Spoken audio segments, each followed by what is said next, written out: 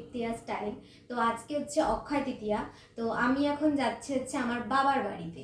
হ্যাঁ, আমার বাবার বাড়িতে যাচ্ছি, মার সাথে একটুখানি বেরোবো। আর কোথায় যাচ্ছি, কি করতে যাচ্ছি, সবটাই তোমাদের সাথে শেয়ার করব। তো চলো তাড়াতাড়ি একটু রেডি হয়ে নিই, অনেক বেজে গেছে গাইস, এবার রেডি হতে হবে। চলো রেডি হয়ে নিই গাইস। আজকে আমি আমার এই কুর্তিটা পরবো, এই যে এই কুর্তিটা পরবো।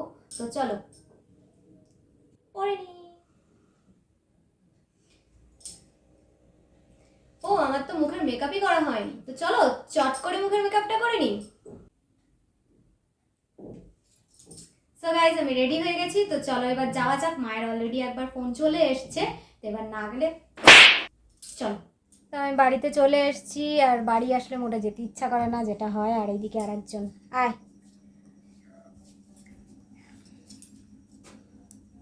Hello guys. Hello hi. এরকম করো, হ্যালো হ্যালো। পাকা মাসি একটা। তো গাইজ এবার আমরা বেরোবো, বেরোবো। তো চলো বের হই। আমি এবার নতুন তোকে বার করে দিচ্ছে? হ্যাঁ নতুন ফোন দিলে না, ওটা আমার ফোন না, ওটা জিজুর ফোন।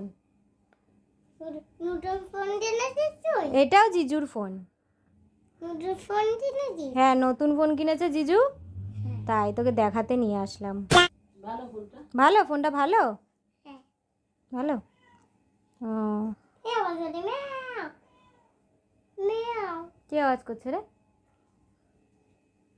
মিয়াও মেও আওয়াজ করছে। মিয়াও। আচ্ছা, তোকে মিমি নিচে চলে যেতে বলছে কেন? কি করেছিস তুই? দুষ্টুমি করেছি। কি দুষ্টুমি? হ্যালো দুষ্টুমি। দুষ্টুমি আবার ভালো হয় নাকি? কর একটা গান কর। হুম,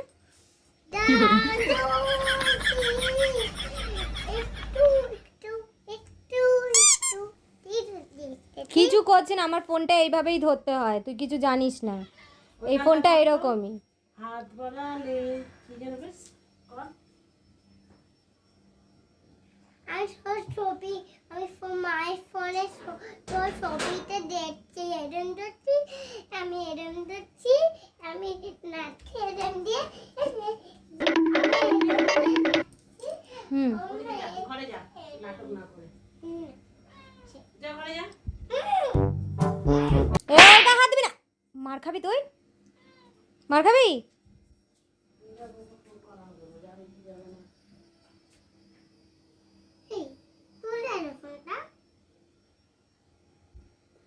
ওটা কিন্তু আমার ফোন না, জিজুর ফোন।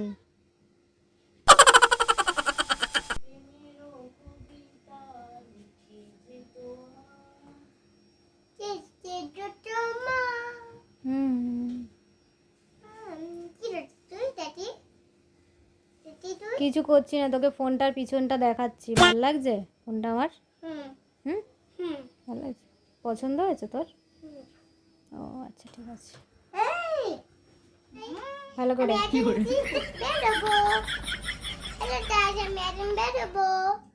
হ্যালো ডাই, বেরোবো।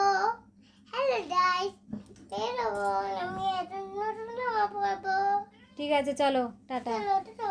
টাটা, টাটা করে দাও, টাটা করে দাও। টাটা, এখন টাটা। টাটা, মামা। তো আমরা পৌঁছে গেছি আমাদের ডেস্টিনেশনে। আর আজকে বেরোনোর উদ্দেশ্য একটাই, প্রথমেই তোমাদেরকে বলে দিয়েছিলাম যে আজকে অক্ষয় তৃতীয়া আছে। তো এখানে এই যে সোজা যে দোকানটা দেখতে পাচ্ছ, দাঁড়াও দাঁড়াও, ফোকাস নিচ্ছে না, দাঁড়াও দাঁড়াও, এক সেকেন্ড টুকি, ওই যে সোজা যে দোকানটা দেখতে পাচ্ছ, সোনার দোকানটা, সেখানেই আজকে হচ্ছে হালখাতা ছিল। তো সেই কারণেই আমরা এসেছি। আর এখানে মিরর দেখলে তো অলওয়েজ আমি একটুখানি ভিডিও করে নিই, ফটোশ্যুট করে নিই, তো সেটাই করছিলাম। আর মা ওদিকে নিজের কাজটা করছিল, মা এদিকে গল্প করতে ব্যস্ত। বেশ অনেক দিন পর দেখা হয়েছে, তাই একটু গল্প গুজব করে নিচ্ছে।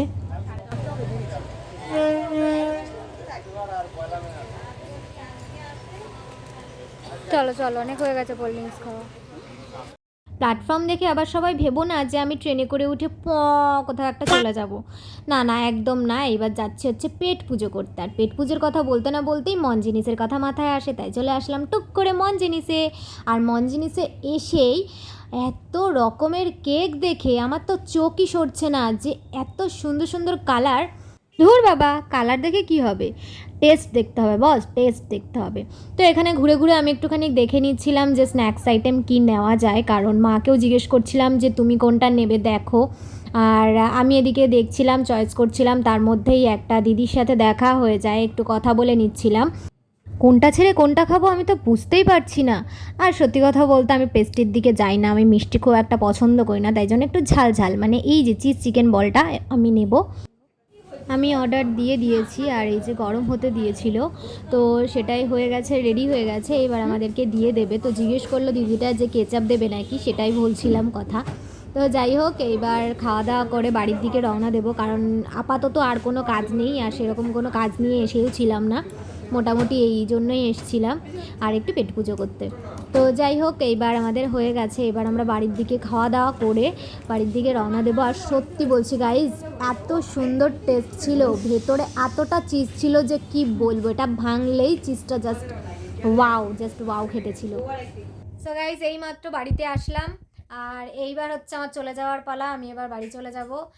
দেখি টুকটাক একটু খাওয়া দাওয়া করে এবার বাড়ি চলে যাব। তো চলো বাড়িতে গিয়ে তোমাদের সাথে কথা বলছি। তো গাইজ, আমি বাড়ি চলে এসেছি, আর আসতে একদম ইচ্ছা করছিল না, কারণ বাপের বাড়ি থেকে আসতে কারোর ইচ্ছা করে না। তো বাড়িতে আসার পরে দেখছি সত্যি আসতে ইচ্ছা করছিল না, শুধুমাত্র ওই রাত্রেবেলা আমাদের লাইভ করতে হয়, আর ভিডিওর ব্যাপার আছে বলে আসলাম, নইলে কটা দিন থেকে আসতাম, মোটামুটি 1 সপ্তাহ মতন থেকে আসতাম।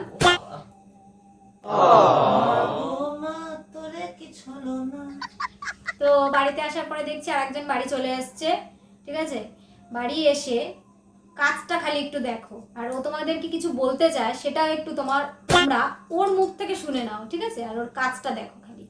বলো তুমি কি বলতে চাও? আমি কি বলতে চাই, আমি এখন অপারেশন টেবিলে বসে আছি।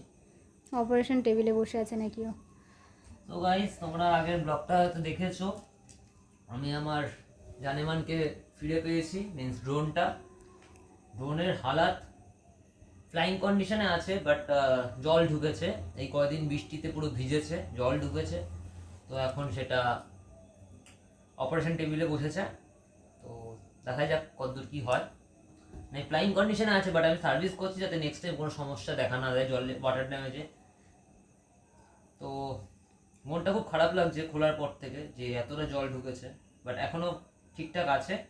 তো যেটা বলছিলাম, কেউ একজন হয়তো আমাদের ড্রোনের ভিডিওটা দেখেছে, যেটা 4-5 দিন আগে হয়তো পোস্ট করেছিলাম, মানে ড্রোনটা যখন মিসিং হয়ে গেছিলো সেই সময়কার, হয়তো সেই ভিডিওটা দেখে আইডেন্টিফাই করেছে হয়তো এটা আমার ড্রোন, বা বুঝতে পেরেছে যে একটা ইউটিউবারের ড্রোন, বা সে চেনা জানার মধ্যেই, বাট সে ভেবেছিল হয়তো মানে দিতে পারছিল না, তারপরে যখন দেখছে যে না, এটা তো একটা অন্যরকম ব্যাপার হয়ে যাবে, যে আস্তে আস্তে যদি পরে কোনো রকম জানতে পারে, যদি আমাকে ভাইরাল করে দেয়, এরকম একটা খবর পেয়েছি জাস্ট।